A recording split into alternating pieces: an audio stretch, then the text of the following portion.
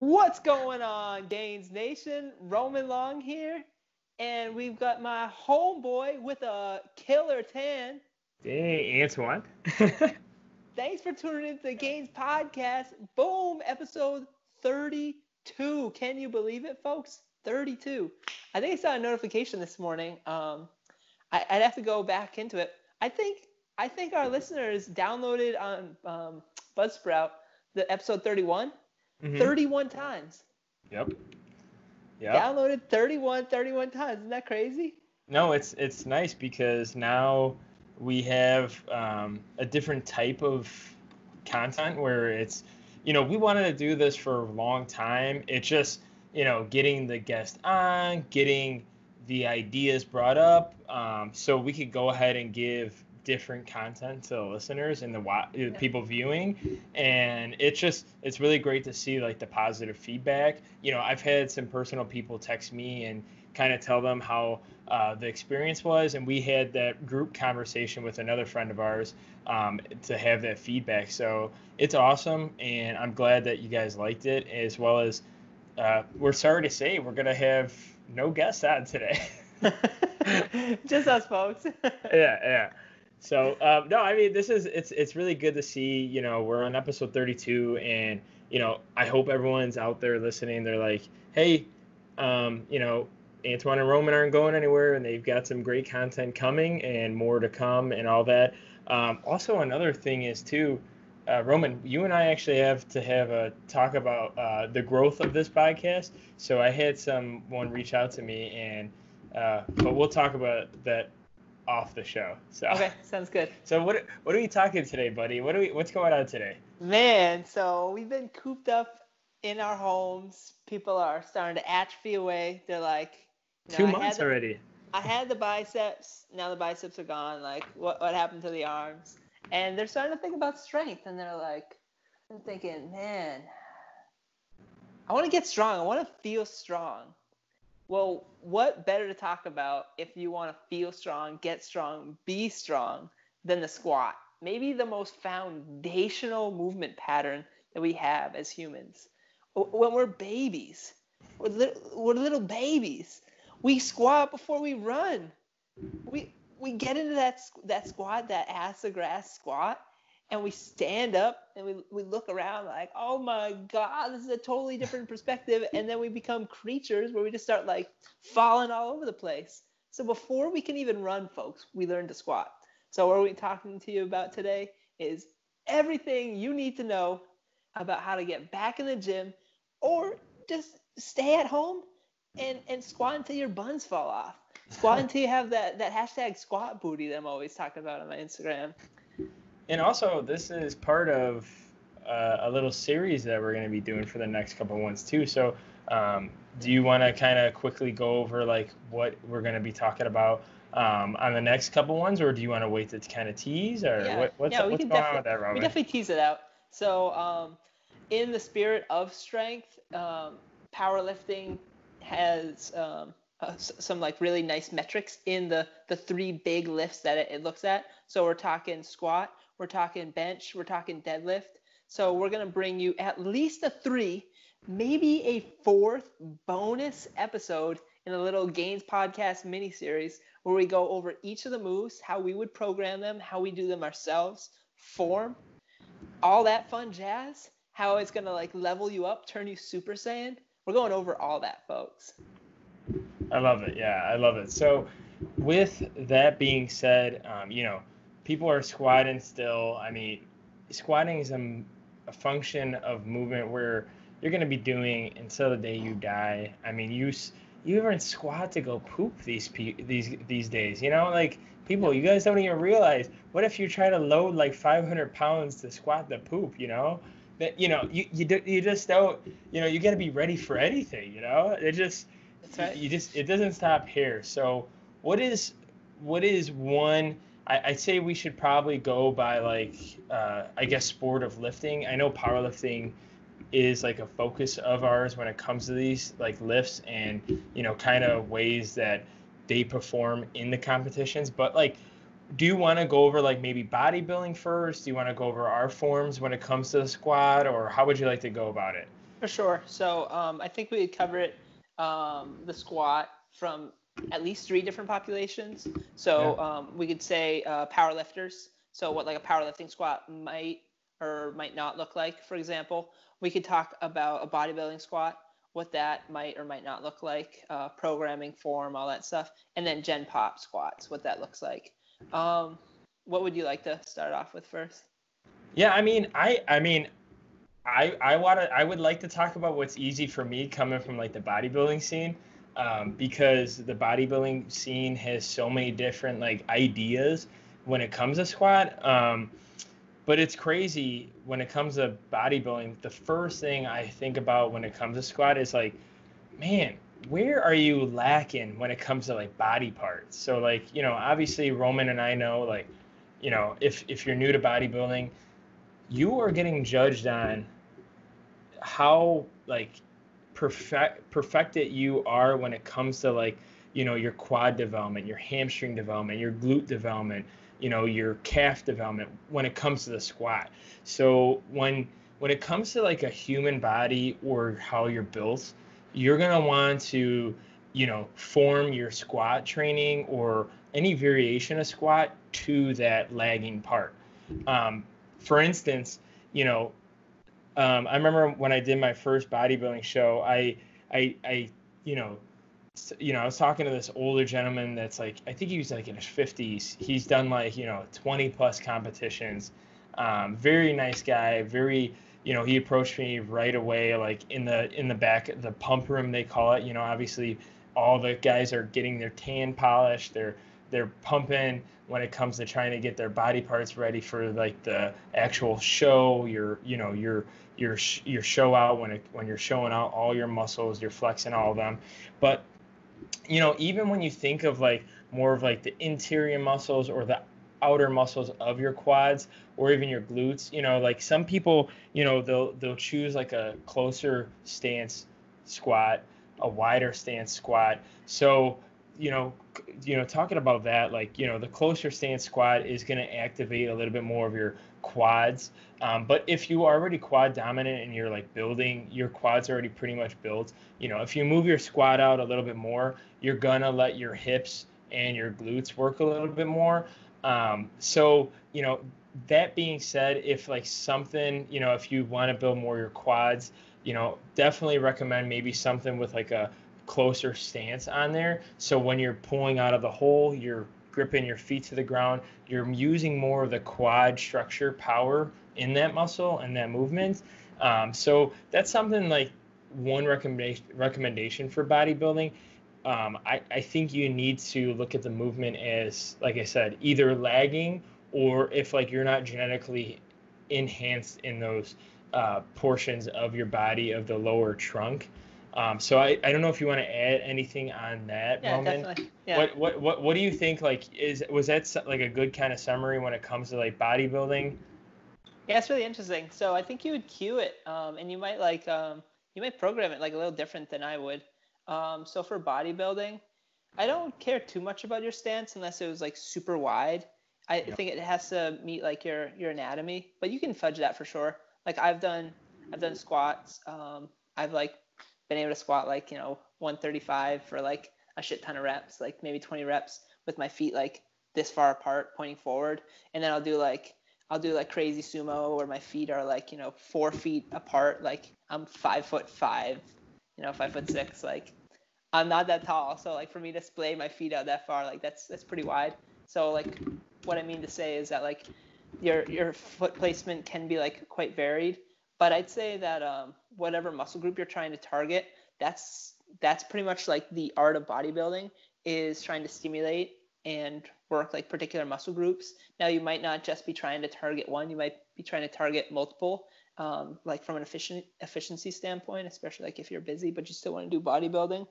So if you did want to do like a quad dominant squat, for me, I would say just pick a foot positioning that was comfortable for you. For most people, you can get away with being just wider than the hips and Yeah. feet pointing slightly outwards. But what's more crucial for me is having them work on the flexion. which joint is flexing more. And like the big ones that I'd focus on, not that like the ankle isn't important, because if you have limited ankle mobility, you can't get into that deep knee flexion that you need to focus on the quad muscles, because that's where you're going to get the greatest quad stimulus, is a greater degree of knee flexion than you have of hip flexion. So what does that look like? Look at any type of like Olympic weightlifter where they're squatting very upright, where their knees are going way, way, way over their toes. That's how you get the maximum amount of the quads, and you put the minimal amount that you can, because you are flexing the hip. So when you're flexing the hip, the musculature that's going to straighten the hip are going to be the glutes. So the glutes are going to get activity, but they may not fatigue the most, depending on size, on your training age, etc.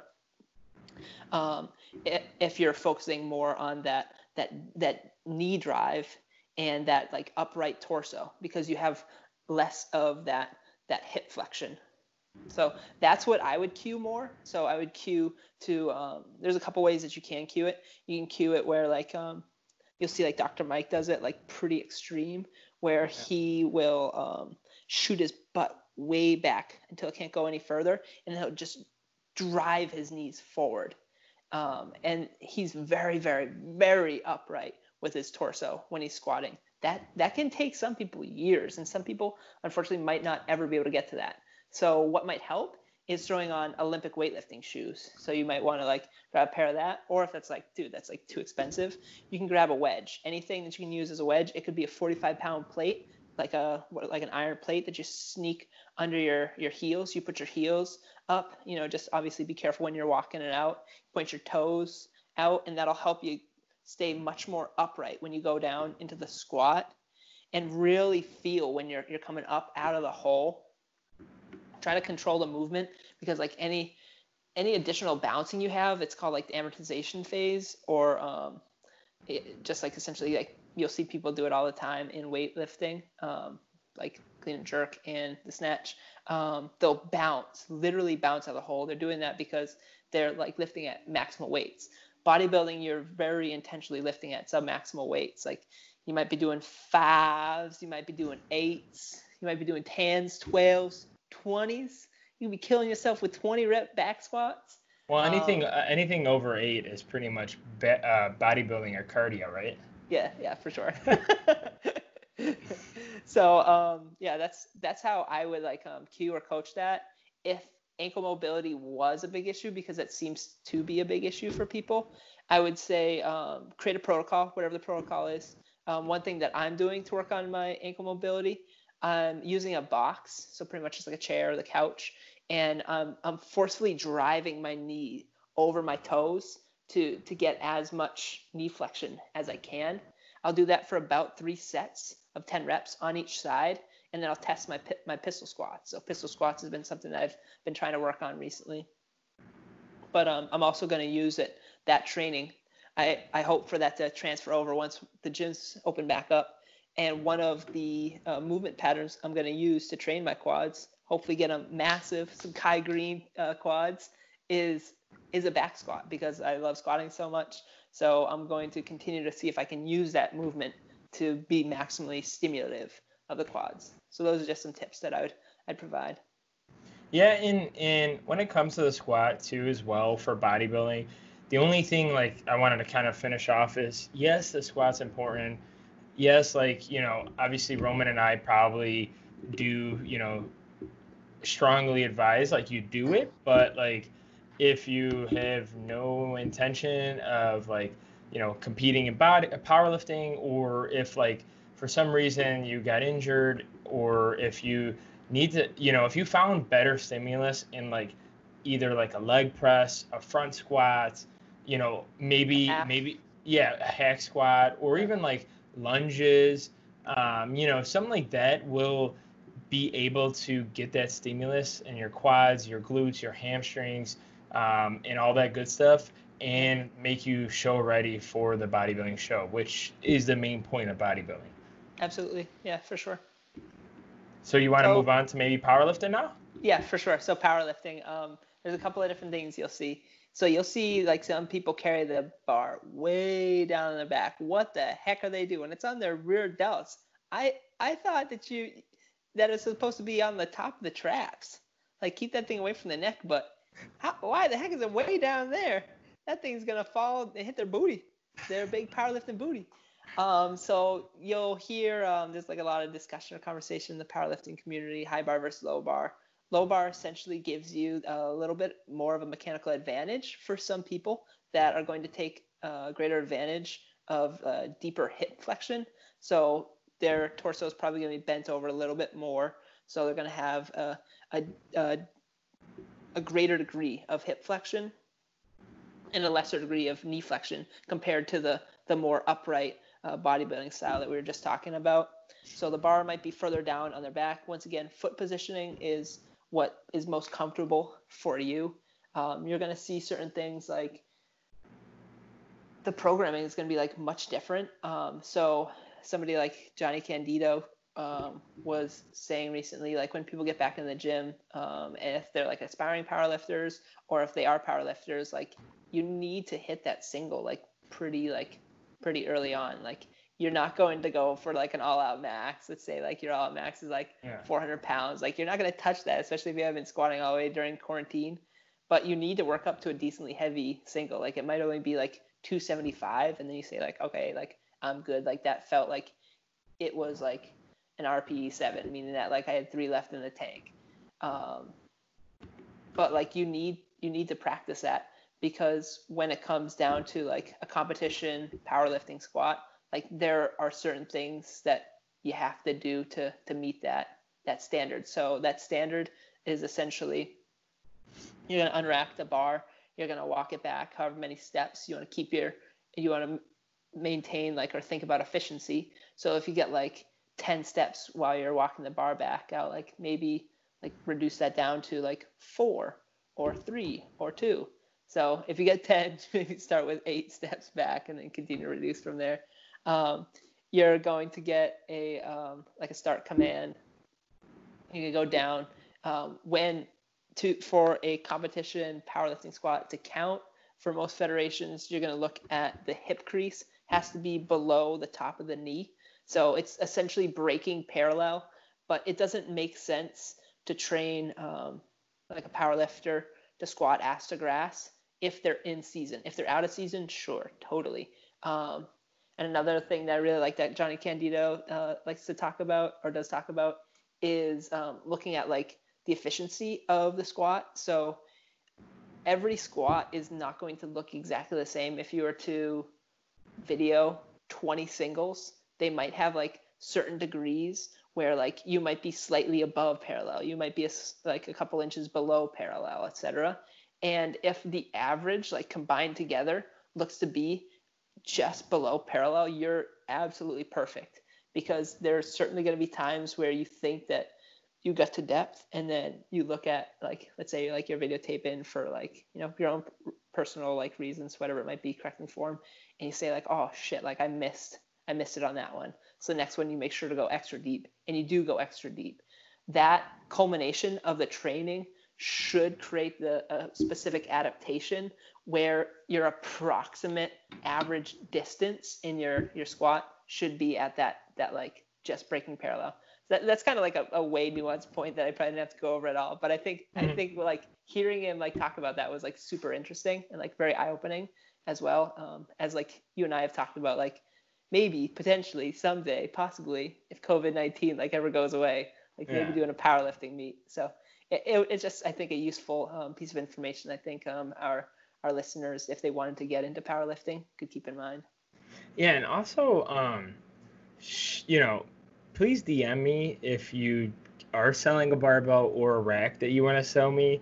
If you're selling the barbell for 400 plus, you could GTFO. If you don't know what that means, go to Urban Dictionary. But man, it is hard out here for a pimp. I mean, it's hard out here to get a barbell.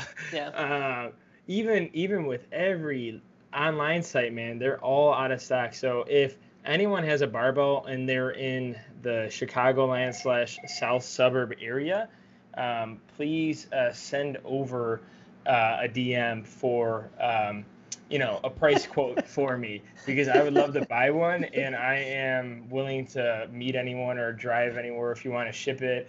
whatever the case may be. But the only thing in terms of like powerlifting is, as Roman was talking about, hey, hit the single, try to hit a single or try to prepare it with that squat. Obviously, that is a for sure movement that you have to do in powerlifting meets, unless you do like a bench only meet or a deadlift only meet, or a bench deadlift only meet, things like that. But I just want to throw in some key points. Make sure your squat is going to give you whatever shortest, most powerful range of motion you can get, as well as just work on that movement specifically. Obviously work on the lower rep, ranges when it comes to getting to competition, but you can always back off, like Roman was saying, do a different types of forms, also different types of rep ranges. I made that joke earlier, if it's 8 or more, it's cardio or bodybuilding. But no, I think powerlifters do gain a nice benefit when it comes to 8 or more reps sometimes. Not really all the time. If you look at like Johnny Candido, I used to watch him back in the day religiously when he actually posted like every single day on YouTube. But back in the day, he would hit fives a lot. He would, he wouldn't be hitting, 10s or 12s, not all the time, but it just depends. It's different nature when it comes to different people too, as well. So yeah. You can't you can't be doing like you'd probably get crushed if you were just doing like singles like all the time and did nothing more. But I think like the consensus of the powerlifting community is growing closer and closer towards like doing a relatively heavy single every heavy session, at least every heavy session you do. So that would be at least like once a week, because you want to keep that adaptation, that like specific adaptation within your like your toolkit. And you might have program, like you might start a tapering program where you're like 16 weeks out at fives and you go down to like threes, twos, and like then like you finally taper down to like singles, like several sets of singles. But like even with the sets of 5, let's say you're squatting 3 times a week at 3 sets, like 3 heavy sets each. One of those heavy sets should probably be a single, and then you do like your 2 sets of 5, for example. That's just like to maintain that adaptation. He could definitely explain it like much more gracefully than I can, but like what I've gotten out of what I've absorbed from that community is it's like super duper important to keep that adaptation, because from a strength perspective, you can lose it. Like you're not going to lose it like super fast, but that top end strength you can lose like decently fast, where you can drop from like where your like 1 rep maxes down to like closer to like 90%. So you see somebody like Amanda Ann, I think she's Miss Amanda Ann on Instagram. She'll hit like heavy singles of like 498, like 5 something, and then she'll do her like back down sets of like 3 sets of 2 or whatever it is.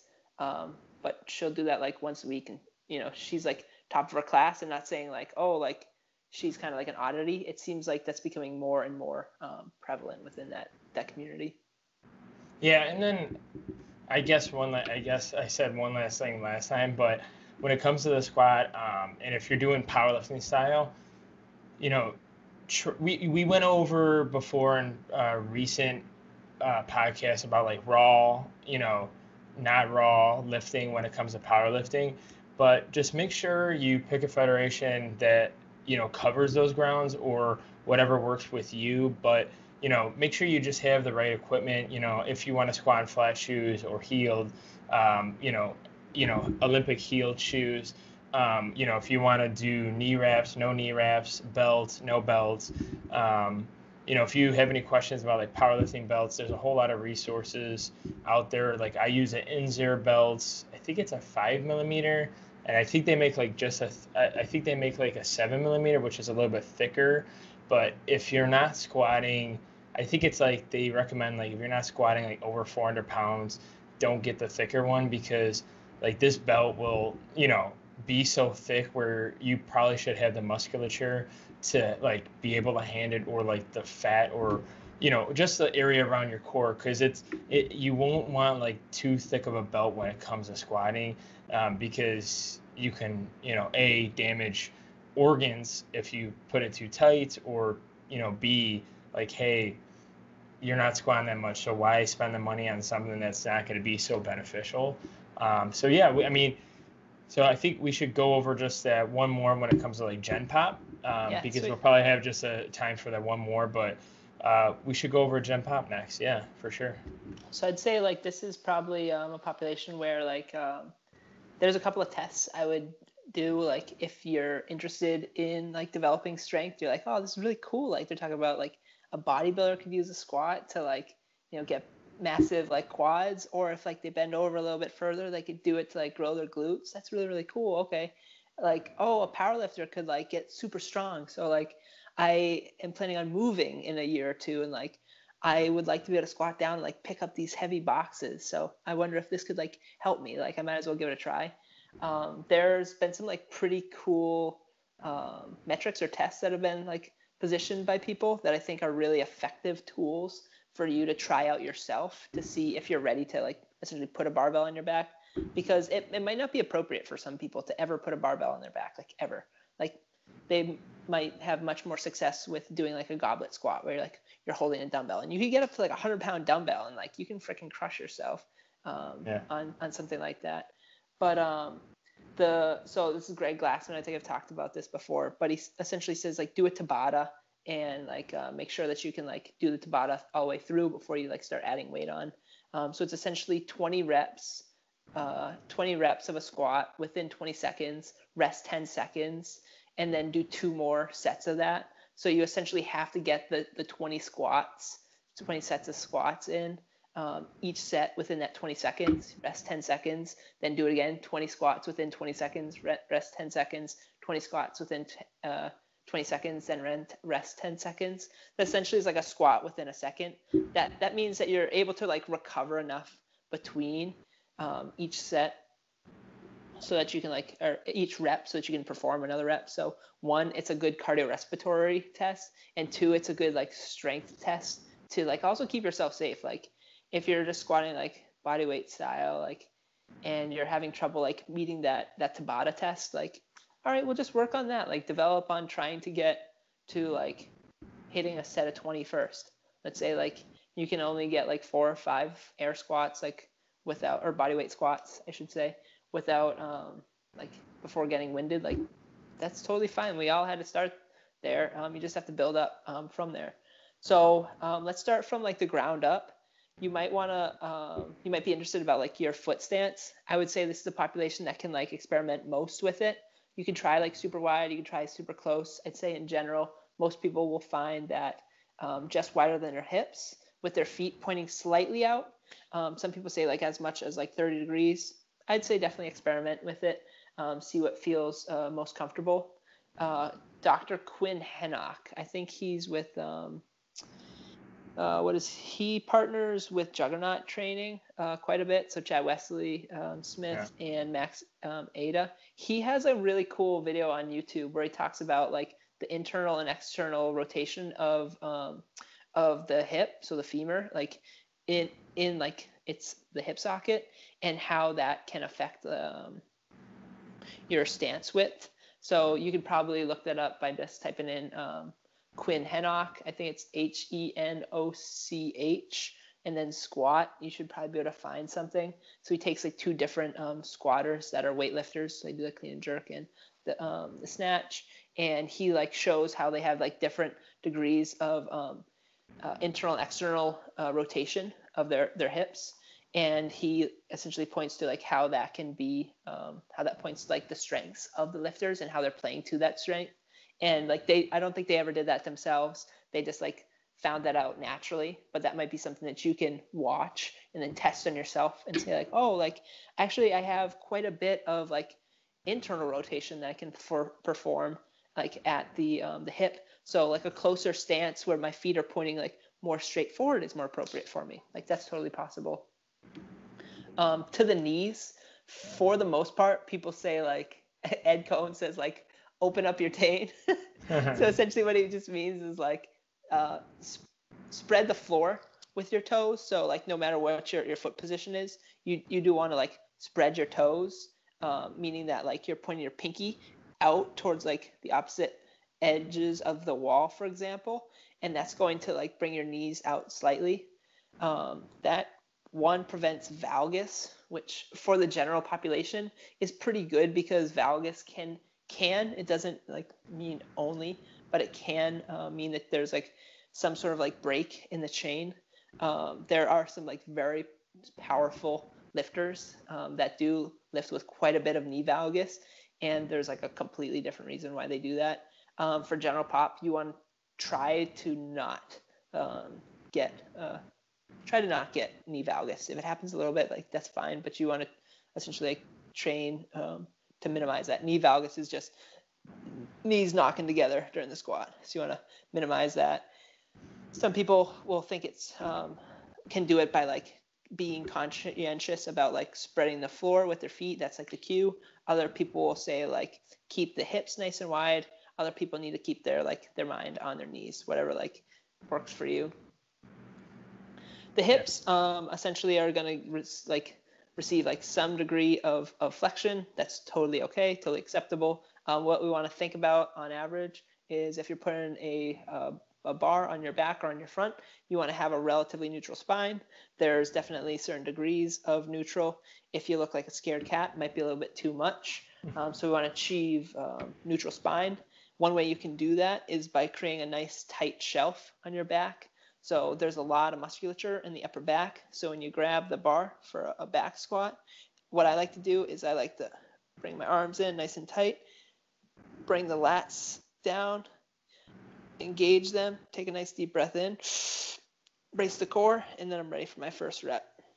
Some people will teach it and cue it a little different. I do it a little different than that, but that's for listeners. That's for like our general pop listeners. That's definitely a good way to start. Bracing is super important. So you want to work on developing bracing capabilities of the core. So before each rep, before you go down, you can either take a deep breath in. It's not mandatory because you can just like flex out your core. That's essentially what bracing means. You want to keep your core nice and braced. You go down into position. You might do a pause and you come back up, stay braced. Then you can breathe out, breathe back in, go down, come back up, etc., etc. Yeah, I mean, that was great. So the last thing I just want to add on there is, obviously Roman knows this, and he would have said it, but there's a lot when it comes to general pop. But like, one thing too is, since this is like the last section of the squat when it comes to talking about the series, is just make sure you're like healthy.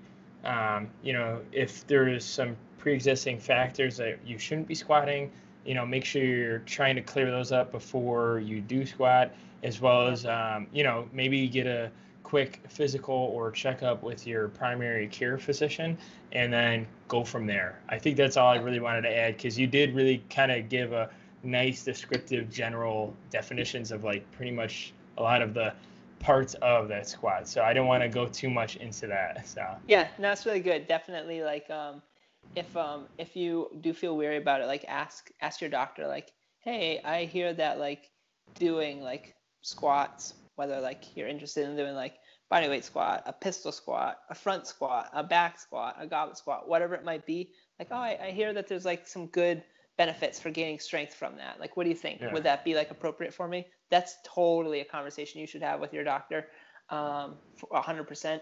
The last note I wanted to make is, you'll hear people say a lot about neck positioning. Don't really worry about it. Your neck is fine. Make sure you're not putting the barbell, if you do end up doing back squats, on your neck. So it's like there's this piece of your neck right here. You can feel like a bump here. It should be below that bump. As long as that's the case, you're totally fine. You can look down. If you want to look down, you can look straight ahead. If you want to look straight ahead, you can look up if you want to look up. Just don't do anything that would be painful. Don't like put your neck in a position that would be like painful. Like if arching your neck way back here is painful for you, just don't do that. Like neck positioning is not as crucial as people once believed it was. Sweet. Well, this is great, man. Another episode for you awesome viewers slash listeners. We appreciate you guys tuning in. Be on the lookout. We still have 3 more parts of this. So we definitely want you make sure you guys are catching it every Friday. We do release them. So if you haven't by now, like, comment, subscribe. We're on Spotify, Buzzsprout, Stitcher, Apple Podcasts, YouTube. I mean, come on, people. It's very easy to reach us. So, any last words, Roman, you want to do before closing this bad boy out? No, that's it, man. Wherever you all are, I hope you're doing well. Hopefully Yeah. you're staying coronavirus free.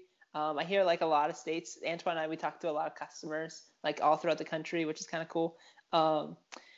Gyms are starting to open up. So if you do decide to go to the gym, obviously be safe, like have fun and whatnot. I think the gym's like a powerful tool that we can use to make ourselves better. And if you choose to do that, yeah, good for you. Like keep the gains coming. And if you have any questions, let us know. All right, guys. We'll see you on the next one. Peace. So